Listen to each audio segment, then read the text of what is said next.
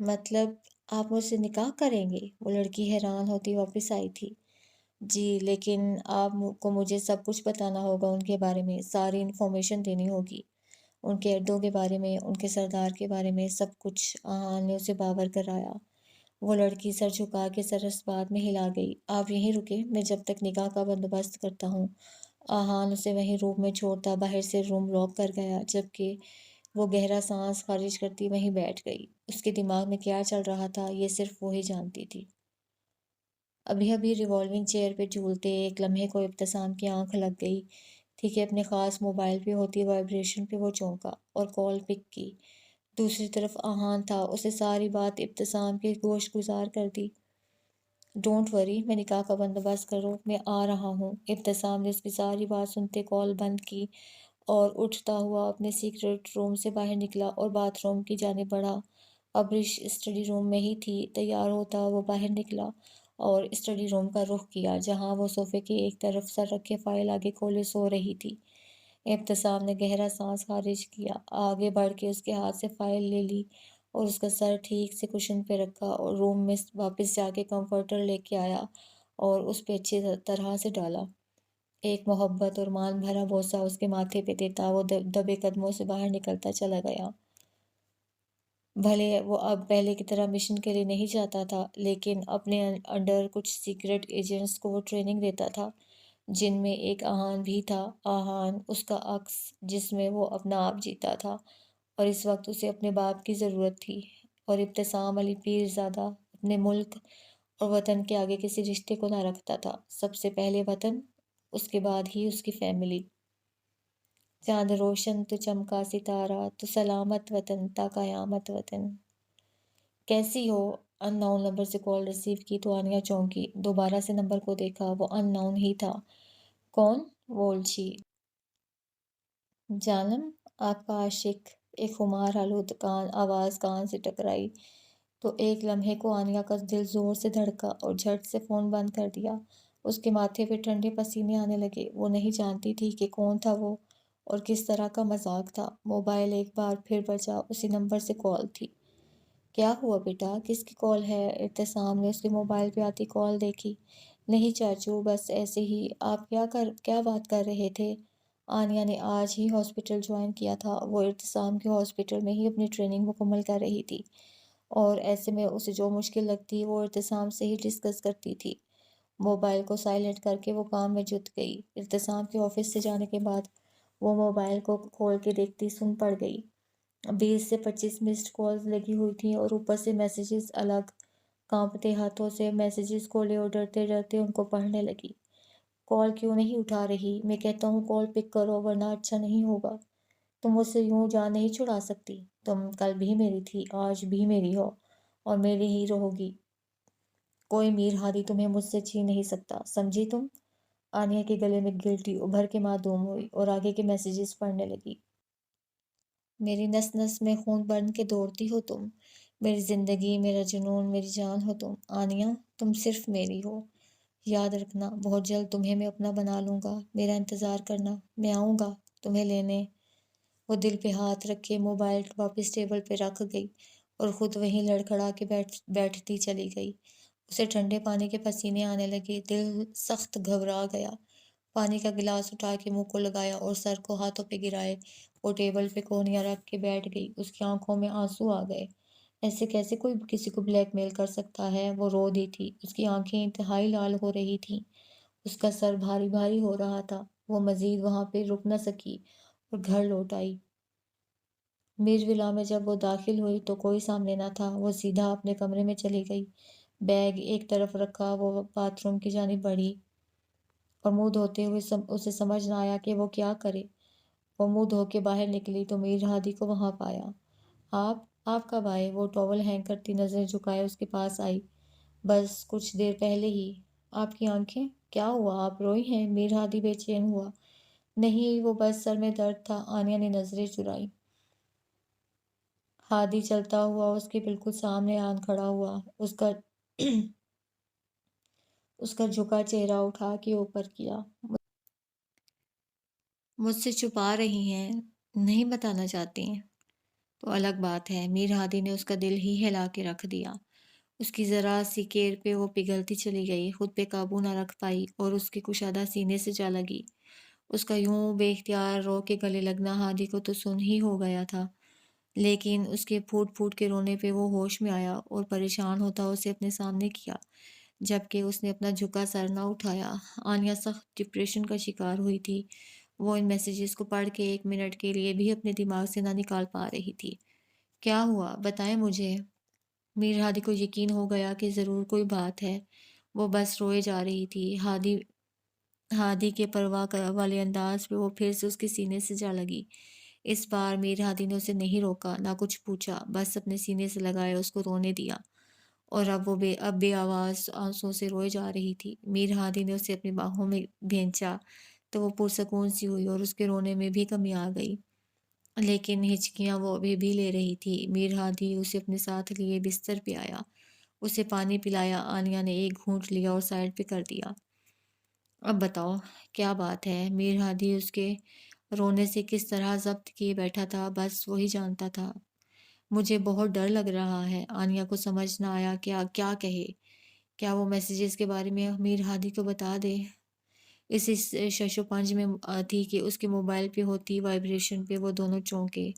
Mobile سامنے table پہ تھا۔ وہی ان نون نمبر تھا جسے دیکھ آنیا کے چہرے کا رنگ فاق ہوا تھا، جو میر ہادی کی زیرک نظروں سے چھپا نہ رہ سکا۔ میر ہادی نے موبائل اٹھا کے آنیا کی طرف بڑھایا۔ کال آ رہی ہے۔ ہادی نے اس کے چہرے کے زاویے نوٹ کیے، آنسو روکے بلکہ سانس روکے۔ وہ کبھی موبائل اور کبھی ہادی کو دیکھ رہی تھی۔ کہاں ہے وہ لڑکی؟ ابتسام نے اپنے مخصوص اپارٹمنٹ میں آتے ہی آہان سے ساری ڈیٹیل لی اور پہلا سوال داغا۔ آہان نے ایک روم کی طرف اشارہ کیا۔ دونوں آگے پیچھے اس روم کی جانب بڑھے، جبکہ ایشان اور مہروز، اس کے قابل اعتبار آدمی، وہ وہیں رکے رہے۔ کمرے کا دروازہ کھلا، وہ لڑکی وہیں ایک طرف سر جھکائے بیٹھی تھی۔ ان کے آنے پہ سر اٹھایا اور خود بھی کھڑی ہو گئی۔ کیا نام ہے آپ کا؟ ابتسام نے انتہائی سنجیدگی سے پوچھا کہ سامنے ایک پل کو کھڑی لڑکی سٹوٹ آ گئی۔ جی نور فاطمہ، ہکلاتے ہوئے کہا۔ اور والد کا نام؟ ابتسام نے ایک پل کو بھی آنکھیں نہ جھپکی تھیں۔ آپ مجھ سے کیوں پوچھ رہی ہیں یہ سب؟ اب کی بار وہ لڑکی بھی فارم میں آئی۔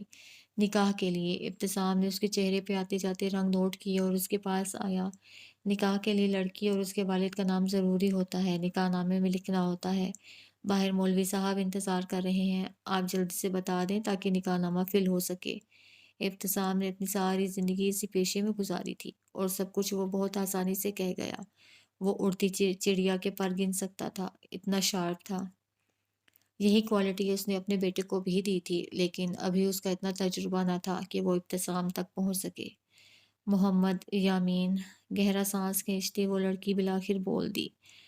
ٹھیک ہے۔ ابتسام نے آہان کو وہاں سے جانے کا اشارہ کیا اور خود اس لڑکی کی جانب مڑا۔ یہ شخص جو ابھی یہاں سے گیا میرا بیٹا ہے، اور میں یہاں آپ دونوں کے نکاح کے لیے آیا ہوں۔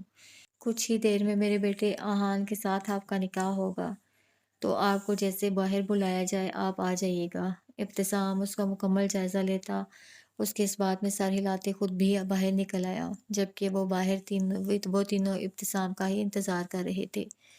کیا ہوا؟ تینوں کا منہ کیوں بنا ہوا ہے؟ ابتسام نے سرسری انداز میں پوچھا۔ آپ اسے نکاح کا کہہ کے آئے، لیکن مولوی کہاں ہے اور نکاح نامہ؟ آہان کے ماتھے پہ بل پڑے۔ نکاح کا تو آپ نے اسے کہا ہے، میں نے تو آپ کی بات کی صرف تائید کی ہے۔ ابتسام نے مسکراہٹ ضبط کرتے کہا۔ ڈیڈ، آہان ناراض سا ہوا۔ اگر نکاح ہی کرنا ہوتا تو آپ کو کیوں زحمت دیتا؟ اس کی ناراضی سے کہی بات پہ ابتسام چلتا ہوا اس کے پاس آیا۔ نکاح بھی ہوگا اور نکاح نامہ بھی آئے گا، اور مولوی بھی، معنی خیزی سے کہتے مہروز کو دیکھا۔ اس نے ناسمجھی سے پہلے ابتسام کو دیکھا، پھر میر ہادی اور شان کو جو اسی کو دیکھ رہے تھے۔ مہروز نے اپنی داڑھی پہ ہاتھ پھیرتے حلق خشک کیا۔ ایسے مت دیکھو مجھے، کیا بچے کی جان لوگے؟ تینوں کا ایک ساتھ کہا گونجا تو وہ منہ بسور گیا۔ آہان، ابتسام، ولد ابتسام پیرزادہ، کیا آپ کو نور فاطمہ بنت محمد یامین سے نکاح قبول ہے؟ ہال میں موجود ایک دل چیر دینے والی خاموشی چھا گئی تھی۔ کیا یہ ممکن تھا؟ کہ وہ ہاں کر دیتا۔ سب کی نظریں اس کے چہرے پہ ٹکی تھیں، اس کے لبوں سے نکلنے والے الفاظ کو سننے کے لیے سبھی اسی کی جانب دیکھ رہے تھے۔ بیٹا جواب دو۔ ابتسام نے اس کے کاندھے پہ ہاتھ رکھا، اسے سر اٹھا کے ایک نظر ابتسام کو دیکھا۔ ان کی آنکھوں کی جلتی لو نے اسے بہت حوصلہ بخشا تھا، اور ایک گہرا سانس خارج کرتے وہ مولوی صاحب کی جانب مڑا۔ جی قبول ہے۔ سامنے بیٹھی لڑکی دوپٹے کا گھونگھٹ نکالے وہ بھی یہ آواز سن چکی تھی۔ ایک تبسم بکھرا تھا اس کے چہرے پہ۔ وہی الفاظ مولوی صاحب نے اس لڑکی سے پوچھے، اس نے بھی قبول ہے کہتے گہرا سانس خارج کیا۔ دعا ہوئی اور مبارک کا شور اٹھا۔ ابتسام نے بیٹے کو گلے سے لگایا۔ آل دا بیسٹ مائی سن۔ ان کے چہرے پہ ایک جیت کی سی سرشاری تھی، جبکہ گھونگھٹ میں بیٹھی وہ لڑکی ان کے لیے کتنی بڑی آزمائش بننے والی تھی وہ خود بھی نہیں جانتے تھے۔ کال بند ہو چکی تھی، دونوں ایک دوسرے کو بس یکٹک دیکھے جا رہے تھے کہ تبھی کال دوبارہ آنے لگی۔ وہی نمبر تھا۔ پک دا کال، میر ہادی نے اسے کہا۔ آنیا نے نفی میں سر ہلایا، جبکہ نظریں ایک پل کو بھی ہادی سے نہ ہٹائی تھیں۔ میر ہادی نے اسے ہی دیکھتے کال پک کر کے موبائل کا اسپیکر آن کر دیا۔ کیوں نہیں ریسیو کر رہی تھی میری کال؟ ایک شخص کی آواز کانوں میں پڑی تو میر ہادی کے ماتھے پہ بل پڑے۔ آنیا کا دل بری طرح دھڑکا۔ تمہیں کیا لگتا ہے یہ سب کر کے تم اسے جان چھڑا لو گی؟ تم مجھے جانتی نہیں ہو، میں کیا کر سکتا ہوں؟ تمہیں حاصل کرنے کے لیے میں کسی بھی حد تک جا سکتا ہوں، سنا تم نے؟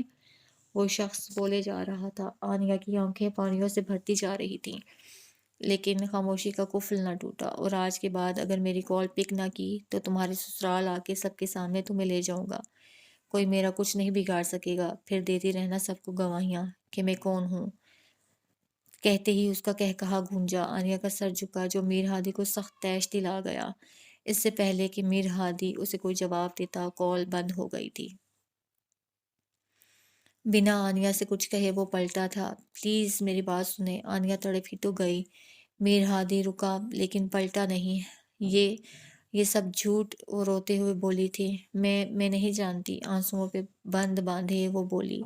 لیکن اس کی بات پوری ہونے سے پہلے میر ہادی وہاں سے نکلتا چلا گیا۔ آنیا کی سانسیں وہیں تھمی۔ کیا مطلب اس بات کا؟ آہان کے ماتھے پہ بل پڑے۔ جو مطالبہ اب وہ لڑکی نور فاطمہ کر رہی تھی، آہان کے لیے ماننا ناممکن تھا۔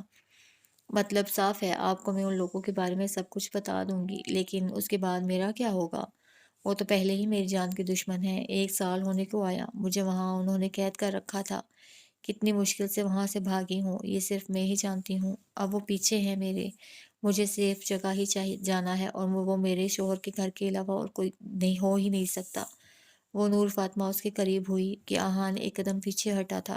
نہ جانے کیوں آہان کو اس سے نیگیٹو وائبس آ رہی تھیں، لیکن جو بھی تھا اسے حقیقت تک پہنچنا تھا، چاہے اس کے لیے اسے کچھ بھی کرنا پڑے۔ مجھے ان کے اڈوں کا بتاؤ، انہیں وہیں جہنم واصل کر کے آپ کو ہمیشہ کے لیے سیکیور کر دوں گا، آہان نے نفرت آمیز لہجے میں کہا۔ سلطان نام ہے اس کا، کتنا شاطر اور خطرناک انسان ہے، اس کی سوچ تک آپ پہنچ ہی نہیں سکتے، تو اس تک تو پہنچنا بہت دور کی بات ہے۔ نور نے مذاق اڑایا۔ میں بھی اپنے نام کا ایک ہی ہوں، سلطان کے گھر میں گھس کے اسے نہ مارا تو میرا نام بھی ابھیان نہیں۔ آہان نے جذبات میں بھی اپنا اصلی نام نہ بولا۔ اس کا ایک نہیں کئی اڈے ہیں۔ فی الحال مجھے ایک کا صحیح پتہ ہے، جہاں سے میں بھاگ کے آئی ہوں۔ وہ فر بول رہی تھی۔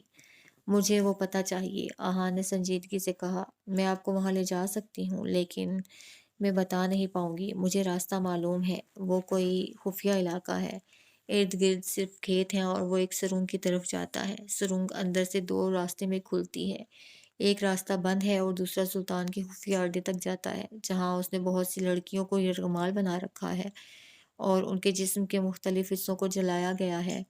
وہ بہت بری اور ابتر حالت کرتے ہیں، انہوں نے مجھے بھی داغا، یہ دیکھیں۔ نور نے اپنی کلائی آگے کرتے آنسو ضبط کرتے بتایا۔ جہاں کسی گرم سلاخ سے ایک الفابیٹ کندہ تھا، ایس نام کا، جو شاید بہت پرانا تھا۔ یہ زخم اب سے ہی تو ہو گیا ہے، لیکن یہ نشان کبھی نہیں جائے گا۔ وہ لڑکی نور رو دی۔ آہان نے لب بھینچے۔ میں سلطان کو ایسی موت دوں گا کہ وہ کبھی کسی لڑکی کو دوبارہ۔ میری ایک دوست ہے جو اب بھی ان کے قبضے میں ہے، ہم دونوں ایک ساتھ بھاگی تھیں، لیکن شاید وہ پکڑی گئی ہو۔ نور نے بات کاٹتے ہوئے کہا۔ آپ مجھے اس کے اڈے تک لے جا سکتی ہیں؟ آہان نے اسے سوال کرتے فارم میں آتے پوچھا۔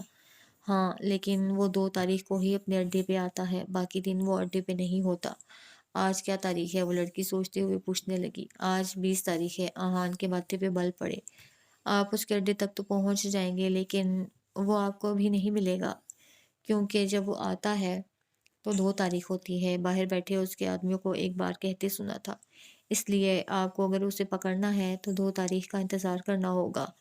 नूर ने तफ़सील से बताया। आहान ने गहरी सोच से उभरते उसे देखा।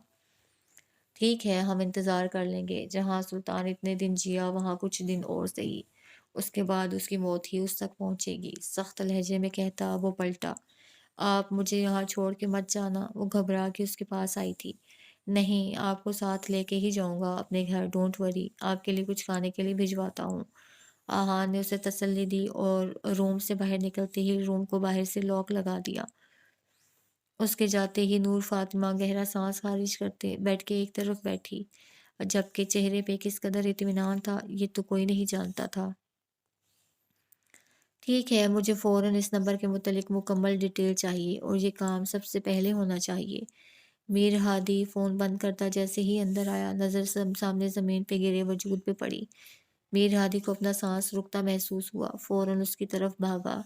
आनिया, उसका चेहरा सीधा किया, थपथपाया, वो बेहोश थी। आदि का जी चाहा हादी का जी चाहा सारी दुनिया को ही आग लगा दे। फ़ौरन से उसे बाहों में भरा और बाहर की जानिब भागा। बेटा क्या हुआ? आप कब आए? और आनिया क्या हुआ? कशिश ने मीर हादी को आनिया को उठाए बाहर ले जाते देखा तो फ़ौरन उस तक पहुंची। डोंट नो मम्मा, हॉस्पिटल लेके जा रहा हूँ। मीर हादी जल्दी से आनिया को गाड़ी में डालता दूसरी तरफ से ड्राइविंग सीट पे आया। मैं भी साथ चलती हूँ। कशिश भी साथ हो ली। हॉस्पिटल पहुंचते ही आनिया को आईसीयू में ले जाया गया। वो दोनों माँ बेटा बाहर ही थे। मीर हादी कुछ तो बताएं, हुआ क्या आनिया को? कशिश परेशान हुई। आई डोंट नो मम्मा, शायद चक्कर आ गया और गिर गई। मीर हादी ने बात गढ़ी और आगे होता आईसीयू के दरवाजे के बाहर से ही आनिया को देखने लगा। चक्कर मतलब? कशिश अपने ही ताने बाने बुनने लगी थी कि इतने में यामीन सिकंदर आते दिखाई दिए। क्या हुआ? कैसी है आनिया? यामीन की आवाज़ पे मीर हादी पलटा। बाबा, आप यहाँ? मीर हादी हैरान हुआ। हाँ, मैंने बताया इन्हें। कशिश ने मुस्कुराते हुए मीर हादी को जवाब दिया और यामीन सिकंदर को लिए कोने की जानिब बढ़ी और जबकि मीर हादी सर पकड़ के रह गया। आपको पता है, हमारी बहू को चक्कर आया और वो बेहोश हो गई। कशिश ने खुशी से मुस्कुराते हुए बताया। मीर यामीन को उसकी दिमागी हालत पे शक गुजरा। इसमें इतनी खुशी की क्या बात है? धीरे से कहा। आप समझे नहीं, चक्कर बेहोश दोनों लफ्जों को काफी लंबा किया। उफ, बुद्धू ही है आप। उसका मतलब समझे नहीं, हम दादी दादा बनने वाले हैं। कशिश खुशी से चहकी तो वहीं दूसरी तरफ यामीन ने माथे पे हाथ मारा। कशिश, शादी को अभी 1 हफ्ता भी नहीं हुआ और तुम्हें यामीन से छुआ। लेकिन मेरी बात, कशिश ने यामीन को वहां से वॉकआउट होते देखा तो मिनमिनाई। कशिश चुप, ऐसा कुछ नहीं, इसलिए अभी ऐसी कोई बात नहीं करनी किसी से भी, ओके? प्यार से झपटते हुए कशिश को समझा कि वो मीर हादी की जानिब बढ़े, जबकि कशिश मुंह बसूर के रह गई। क्या हुआ? अभी का चक्कर वो चक्कर नहीं, इंशाल्लाह अगला चक्कर उसी का होगा। दिल ही दिल में वो सोचती मुस्कुराई थी। अहान इब्तिसाम की इजाज़त से नूर को घर लेके जा रहा था। दोनों इस वक्त गाड़ी में थे और अहान गाड़ी ड्राइव कर रहा था कि एक जगह पे भीड़ देखता वो गाड़ी रोक गया। मैं अभी आता हूँ, आप नकाब में ही रहिएगा। नूर को कहते वो बाहर निकला। हजूम को चीरते वो जैसे ही आगे बढ़ा, उसके पैरों तले से ज़मीन निकल गई। सामने ही एक लड़की खून में लथपथ पड़ी थी। सब लोगों का झुमघटा लगा हुआ था। कोई वीडियो बना रहा था और कोई तस्वीर। आहान लब भेंचे इंसानियत की इस बेहिसी पे कुर्ता आगे बढ़ा के पुलिसमैन का सायरन सुनता वो पीछे हट गया। वो खुद को सामने नहीं ला सकता था। पुलिस पहुंच चुकी थी। सबको दूर हटाया गया। आहान चुपके ही सब देख रहा था। वो पलटने लगा कि लड़की का चेहरा सामने होता देख वो ठिठका। ये वही लड़की थी जिसने आहान को चिप लगाई थी। आहान को कुछ सही न लगा। मोबाइल निकालता वो इस लड़की की तस्वीर बनाता वहां से पलट आया। तस्वीर उसने फौरन शान को सेंड की और साथ ही कॉल मिला दी। मैंने तस्वीर भेजी है एक, मुझे मुकम्मल इन्फॉर्मेशन चाहिए उसकी, कहते वो कॉल बंद करता वापस आया। नूर जूं की तूं ही बैठी थी। کیا ہوا؟ کیسی بھیڑ تھی؟ نور کے پوچھنے پہ آہان نے ایک سرسری نظر اس پہ ڈالی اور گاڑی سائڈ سے لیتا آگے بڑھا گیا۔ کسی لڑکی کا ایکسیڈنٹ ہوا ہے، آہان نے بھی سرسری بتایا۔ نور نفی میں سر ہلاتی رہ گئی، لیکن یہ نہ پوچھ سکی کہ میری اتنی مدد کرنے والے انسان اس ایکسیڈنٹ ہوئی لڑکی کی مدد کیوں نہ کی۔ وہ اپنی ہی سوچوں میں گم تھی، جبکہ آہان کا دماغ کیا پلان کر رہا تھا وہی جانتا تھا۔ یہ الو کا پٹھا، اتنی دیر ہو گئی، حاتم تائی کی اولاد، اتنا انتظار تو آج تک میں نے کسی اپنے کا نہیں کیا جتنا یہاں کر لیا۔ شاید وہ بھول ہی گیا ہے کوئی اس سے ملنے آئی ہے۔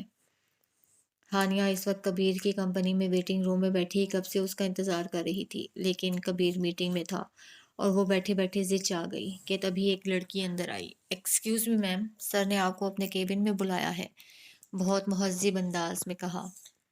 چلو، ہانیہ نے لٹھ مارنے والے انداز میں کہا۔ کبیر کے آفس میں آتے ہی ہانیہ کو لگا وہ کسی اور ہی دنیا میں آ گئی ہو۔ پورا آفس ایکویریم بنا ہوا تھا، چاروں طرف دیواروں کی جگہ گلاس والز تھیں جن کے باہر کا منظر ایک بار تو ہانیہ کو میسمرائز کر گیا۔ واو، بیوٹیفل، بے اختیار اس کے منہ سے نکلا۔ کبیر نے گردن اٹھا کے اس نازک اندام حسینہ کو دیکھا تو دیکھتا ہی رہ گیا۔ کس قدر حسین تھی یہ وہ لڑکی، تصویر سے بھی زیادہ خوبصورت۔ کبیر تو پہلی نظر میں ہی فلیٹ ہو گیا۔ ہانیہ نے ایکویریم میں تیرتی مچھلیوں کو دیکھا تو ارد گرد کا ہوش ہی کھو بیٹھی، اور اس دوران کبیر بہت فرصت سے اسے دیکھتا اپنی جگہ سے اٹھتا اس کے قریب آیا۔ بہت پیاری لگی آپ کو، دھیرے سے اس کے کان میں کہا۔ بہت۔ بنا اس کی جانب دیکھے وہ خیالوں میں ہی بولی۔ ہم اپنے روم کو ایسے ہی بنائیں گے تاکہ آپ ان کو دیکھ کے کھو جائیں اور ہم آپ کو۔ کبیر کی معنی خیز بات پہ وہ چونکی اور پیچھے مڑ کے ماتھے پہ بل ڈالے اس کبیر کو دیکھا جو بہت شوق نظروں سے اسے ہی دیکھ رہا تھا۔ پیچھے ہٹ کے بھی بات ہو سکتی ہے۔ اچانک سے ہانیہ کا لہجہ اور بات کرنے کا انداز بدلا، جسے محسوس کرتا کبیر 2 قدم پیچھے ہٹا۔ جی، ہو گیا پیچھے۔ اور کوئی حکم؟ وہ اسے نظروں کی گرفت میں لیے اس کی بات پہ سینے پہ بازو باندھے کھڑا ہوا۔ اگر حکم ہی ماننا تھا تو پھر سن لیں، آپ کے گھر والے کل آ رہے ہیں میرے رشتے کے لیے آپ کے ساتھ، تو بہتر ہوگا آپ انہیں منع کر دیں۔ سپاٹ انداز میں کہتے ہانیہ نے ناک سے مکھی اڑائی۔ کیا مطلب اس بات کا؟ کبیر کے ماتھے پہ بل پڑے۔ مطلب صاف ہے کبیر صاحب، مجھے آپ سے شادی کرنے میں کوئی انٹرسٹ نہیں، تو آپ برائے مہربانی انکار کر دیں۔ اگر میں انکار نہ کروں تو؟ بہت ٹھہرے ہوئے انداز میں کہا۔ ایک پل کو ہانیہ دانت کچکچا کے رہ گئی۔ تو بہت پچھتائیں گے آپ پھر، ہانیہ نے سخت انداز میں کہا۔ تو میں پچھتانے کے لیے تیار ہوں، کبیر نے اسی کے انداز میں جواب دیا۔ ہانیہ کا منہ بنا۔ آپ اپنے آپ کو سمجھتے کیا ہو تم؟ ہانیہ جارحانہ انداز میں آگے بڑھی۔ اس کا غصہ، ہمیشہ ہی وہ اپنے غصہ سے نقصان اٹھاتی تھی۔ سلیمان گروپ آف انڈسٹری کا مالک، اور لڑکیوں کے لیے ہینڈسم، باپ کا غرور، مما کا لاڈلا، دوست کا دوست، اور تھوڑا پاس ہوا دشمن کا سخت دشمن۔ ہانیہ نے گہرا سانس خارج کیا اور خود پہ بمشکل کنٹرول کرتی وہ مڑی، لیکن پھر جیسے کچھ دماغ میں نئی بات آئی۔ بٹے ہوئے انسان کے ساتھ آپ کمپرومائز تو کر سکتے ہیں، لیکن ساری زندگی اس کے دل میں اپنے لیے جگہ نہیں بنا سکتے۔ کہتے ہی وہ باہر نکلتی چلی گئی۔ وہ ہوا میں تیر چھوڑ آئی تھی، اس نے آگے کیا سوچا ہوا تھا وہ اس پہ مطمئن تھی، جبکہ اندر آفس میں کھڑے کبیر کے ماتھے پہ بے شمار بل پڑے۔ مطلب وہ کسی اور سے؟ یہ سوچ آتے ہی کبیر کے دماغ کی رگیں تن گئیں۔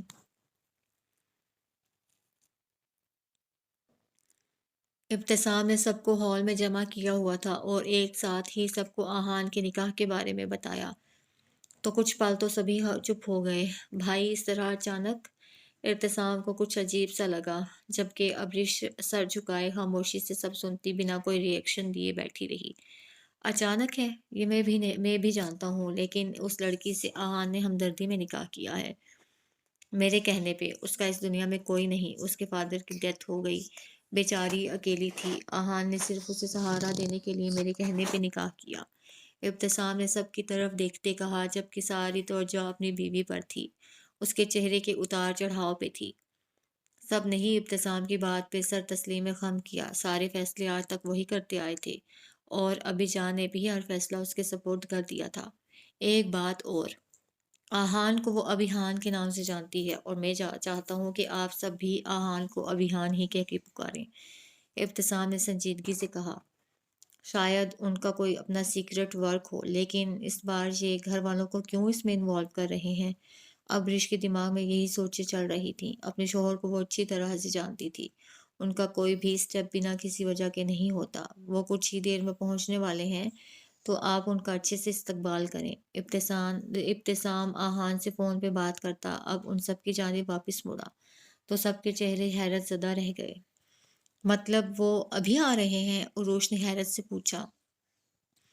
دروازے پہ ہونے والی دستک پہ سبھی چونکے۔ آپ کی پیشنٹ کو ہوش آ گیا ہے، آپ ان سے مل سکتے ہیں، ڈاکٹر نے باہر آتے کہا تو کشش نے شکر ادا کیا اور اندر کی طرف بڑھی۔ ہوا کیا اچانک؟ میر جامین وہیں کھڑا ڈاکٹر سے پوچھنے لگا، جبکہ میر ہادی وہیں ان کے پیچھے کھڑا تھا۔ کچھ خاص نہیں میر صاحب، شاید کوئی سٹریس لیا ہو، اب وہ ٹھیک ہیں، ڈاکٹر مسکرا کے کہتی آگے بڑھ گئی۔ سٹریس؟ میر جامین نے حیرت سے میر ہادی کو دیکھا، جبکہ میر ہادی کا چہرہ سپاٹ تھا۔ ایسے کیوں دیکھ رہے ہیں بابا؟ میر ہادی کو ان کا دیکھنا ٹھٹکا گیا۔ کیا ہوا تھا؟ کیا کوئی بات ہوئی آپ دونوں کے بیچ ایسی کہ بابا آپ کو لگتا ہے کہ میری وجہ سے؟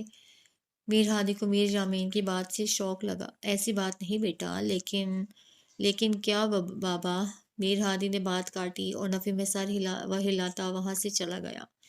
میر جامین اس کے یوں ناراض ہو کے جانے سے افسردہ تو ہو گئے، لیکن پھر سر جھٹک کے اندر کی جانب بڑھے۔ فون کال بند کرتا وہ نور فاطمہ کو لیے پیرزادہ مینشن میں داخل ہوا، جہاں سب اسی کا انتظار کر رہے تھے۔ آہان نے نور کو بھی یہی کہانی گڑھنے کو کہا تھا کہ وہ گھر میں سب سے یہی کہے کہ اس کے والد کی ڈیتھ ہو گئی ہے اور وہ اکیلی تھی، اس لیے نکاح ہوا ہے۔ نور پہلے تو سوچ میں پڑ گئی، پھر مان گئی۔ جیسے ہی وہ لاؤنج میں پہنچے سب کی نظریں ان پہ اٹھی۔ السلام علیکم، سب کو اجتماعی سلام کیا۔ وعلیکم السلام، آ جاؤ بیٹا۔ ابتسام نے آگے بڑھ کے آہان کو اپنے ساتھ کھڑا کیا تو اسے حوصلہ ہوا، جبکہ نظریں ابریش ماں پہ تھیں جو بالکل سپاٹ انداز میں ان دونوں کو دیکھ رہی تھیں۔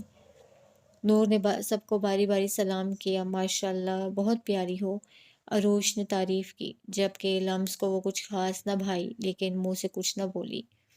السلام علیکم، اب کہ وہ ابریش کی جانب بڑھی۔ ابریش نے ایک گہرا سانس خارج کرتے اس کی جانب دیکھا۔ وعلیکم السلام۔ اس کی جانب پوری کی پوری ہی مڑ گئی۔ نام کیا ہے آپ کا؟ ابریش کے سپاٹ انداز میں پوچھنے پر نور گڑبڑا سی گئی۔ جی نور فاطمہ دھیرے سے بولی۔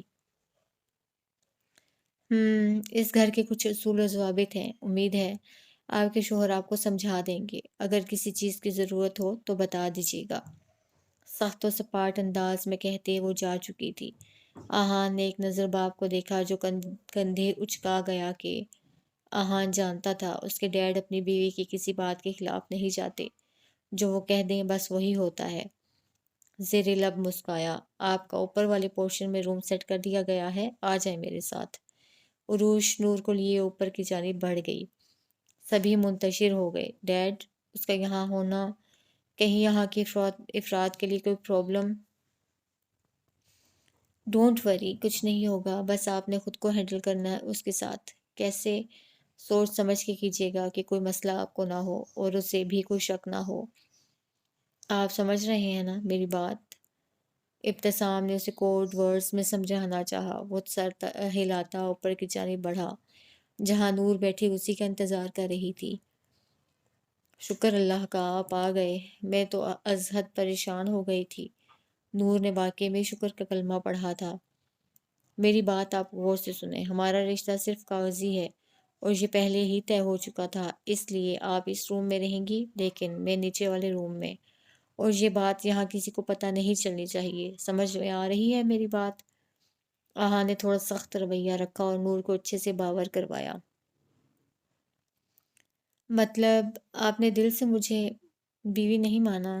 نور کو دکھ ہوا۔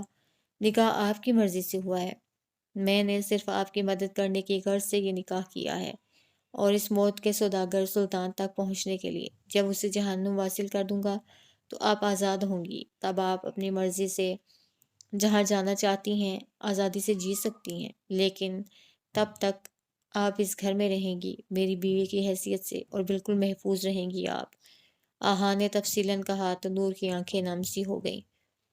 اور اگر میں یہاں ہی رہنا چاہوں ہمیشہ ہمیشہ کے لیے تو؟ پاس ہوتے دھیرے سے کہا۔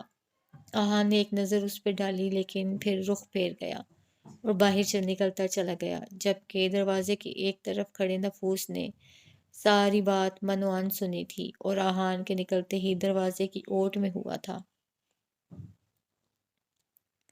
بیٹا اب طبیعت کیسی ہے؟ میر جامین اور کشش آنیا کو گھر لے آئے تھے، جبکہ میر ہادی کا کچھ پتہ نہیں تھا۔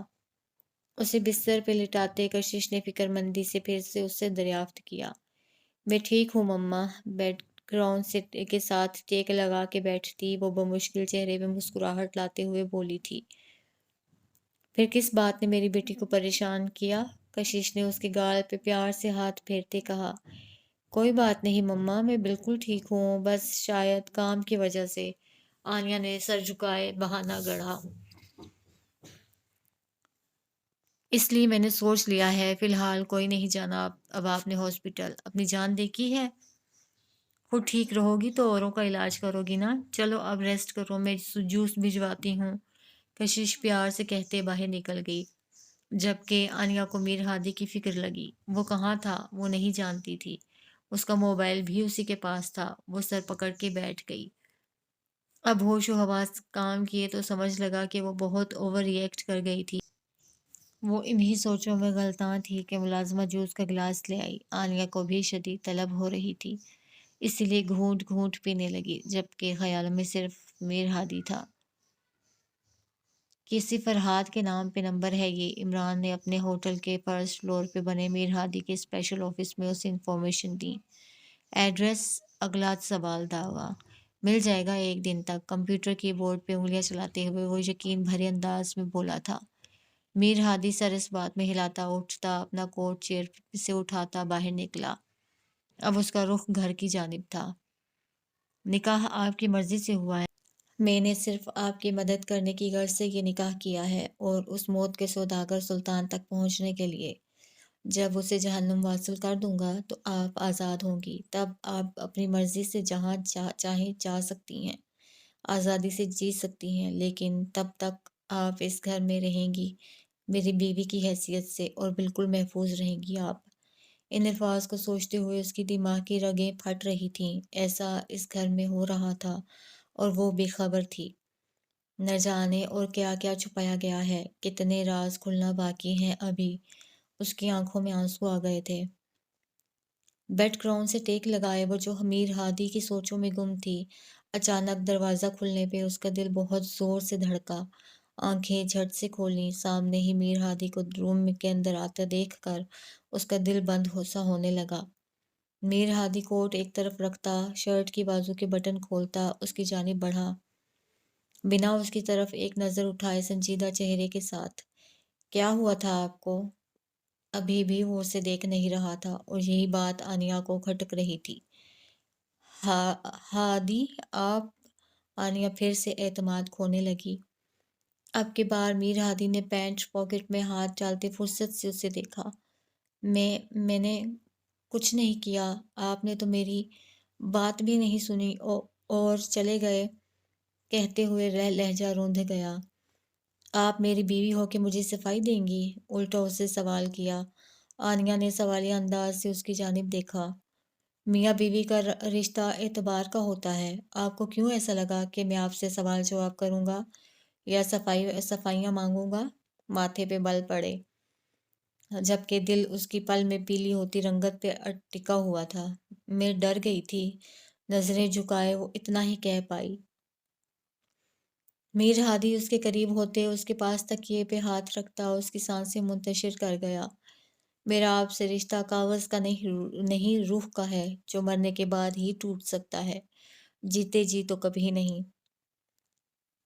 اس کی سرگوشی میں کہے الفاظ نے پل میں آنیا کے چہرے پہ گلال کھلائے تھے کہ وہ پلکیں بھی نہ اٹھا پائی، لیکن وہ اس کی روح کو معتبر کر گیا تھا۔ میں چینج کر کے آتا ہوں، ماحول کو واپس نارمل کرتے وہ وہاں سے باتھ روم کی جانب بڑھ گیا، جبکہ آنیا کے چہرے پہ اب کی بار ایک پرسکون مسکراہٹ تھی۔ دوسری طرف میر ہادی کے چہرے کی مسکراہٹ میں بھی اضافہ ہوا تھا اور ایک بار پھر سے دل کو سنبھالتا وہ شاور آن کر گیا تھا۔ کہنے کو تو آہان اپنے نیچے والے روم میں تھا، لیکن وہ وہاں سے خفیہ رستے سے نکل چکا تھا جو کوئی نہیں جانتا تھا۔ اسی علاقہ میں وہ گشت پہ تھا، اس کا مقصد سلطان کی موت تھی اور وہی اسے نہیں مل رہا تھا، لیکن ہمت ہارنا تو پاکستانی سپاہیوں نے سیکھا ہی نہ تھا۔ سلطان جیسا دہشت گرد انسان، اسے تو وہ موت کے گھاٹ اتار کے ہی دم لیتا۔ اسے جو آرڈرز مل رہے تھے ان کے مطابق وہ اپنے مشن میں آگے بڑھ رہا تھا۔ ایسے میں اسپائی گرل اس کے راستے میں رکاوٹ بن رہی تھی اور اسے حکم ملا تھا کہ اب وہ اگر راستے میں آئے تو اسے چارلی، اس وقت وہاں ایک شخص گن کے ساتھ نظر آ رہا ہے۔ آہان کے ساتھ دوربین لیے بیٹھے اس کے ساتھی نے اسے خیالوں سے چونکایا۔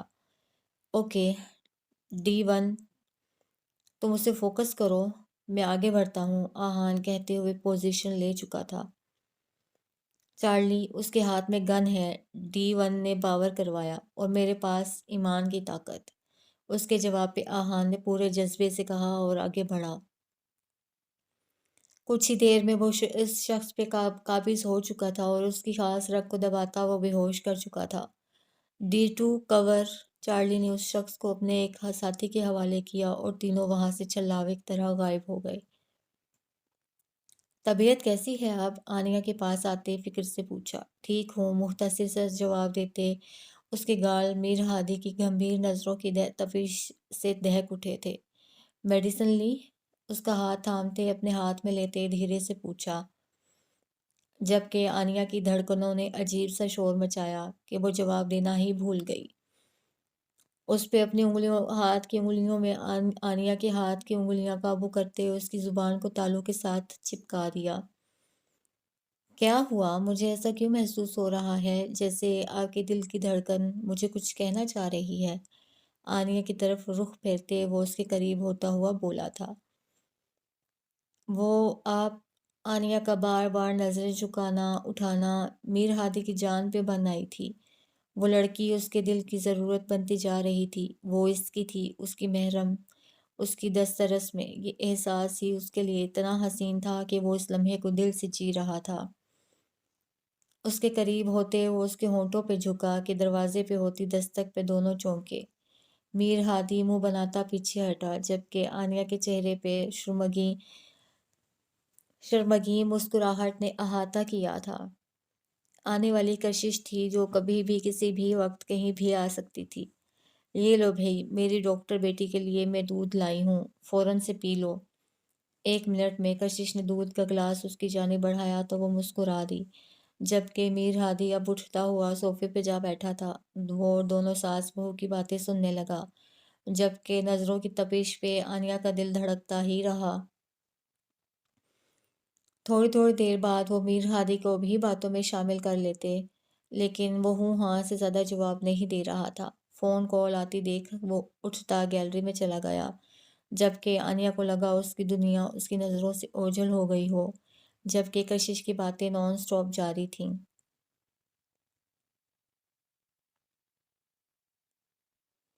کیا مطلب؟ میرے بارے میں وہ کیا انفارمیشن لے رہا تھا؟ ہانیہ کو یونہی آتے ہی اپنے قریبی دوست سے خبر ملی تھی کہ آہان اس کے بارے میں معلومات اکٹھی کر رہا تھا، جسے سن ہادیہ کا دماغ گھوما تھا۔ یہ تو نہیں پتا، لیکن تمہارے یونہی آنے جانے کے ٹائم اور کلاسز لینے کی ٹائمنگ اور کتنی کلاسز مس کی ہیں وہ سب پوچھ رہا تھا۔ گڑیا صدا کی ساری بات ہانیہ کو بتا دی، جبکہ آہان نے منع کیا تھا کہ ہانیہ سے ذکر نہیں کرنا۔ بدلے میں چاکلیٹس کا پورا ڈبہ بھی تھمایا تھا۔ اس پہ گڑیا نے اتنا کیا تھا کہ آہان کو سب کچھ سچ سچ بتا دیا تھا، لیکن ہانیہ سے بھی دوستی نبھائی اور اسے بھی بتا دیا۔ وہ پوچھ رہا تھا، اور تم؟ یقیناً سب کچھ بتا دیا ہوگا، ہانیہ نے دانت پیسے۔ وہ نہیں تو بس جو پوچھا وہی۔ چاکلیٹس کا ڈبہ آپ کے بار اپنے پیچھے چھپایا، جبکہ ہانیہ سب سمجھ گئی۔ بہت ہی کوئی لالچی ہو تم، ہانیہ نے سخت غصہ کیا اور وہاں سے اٹھتی گھر کی جانب رخ کیا۔ اب اسے آہان سے پورا حساب کتاب کرنا تھا۔